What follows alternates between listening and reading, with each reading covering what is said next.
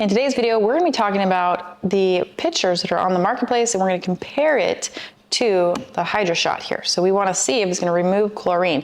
So both of these have just been opened. They're brand new. I did run water through them because they said for 15 seconds you want to run water through them.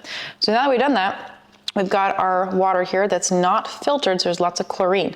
So let's go ahead and check that first. So what we're going to do is we'll just put a little bit of water here, and then we have chlorine indicating drops. So these drops here are going to indicate if there's chlorine. If it turns yellow, that means there's lots of chlorine. So it definitely has lots of chlorine.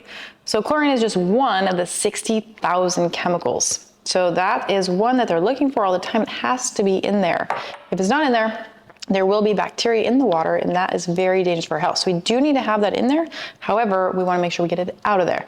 So now we're going to put these pitchers to the test. We're going to go ahead and use this store-bought pure filter here. I'm just going to put some water here. Then we have the Brita. This is a very popular brand. A lot of people get it on their faucet as well. And it is pretty expensive to keep replacing these filters over and over again. So we're just gonna let that sit there, and it takes a little bit of time on that one. And then we're gonna have our Hydroshot. So there's actually no filter in here, but there is a very magnetic and interesting process that goes on in here. As I push that button, there's electrodes, and it's able to reduce the chlorine that way. So we'll show you here in a minute. So what we're gonna do is we're gonna just turn this on for a 10-minute cycle. You've seen all the chlorine that was in that water. So in 10 minutes, we're gonna come back and we're gonna check the water again.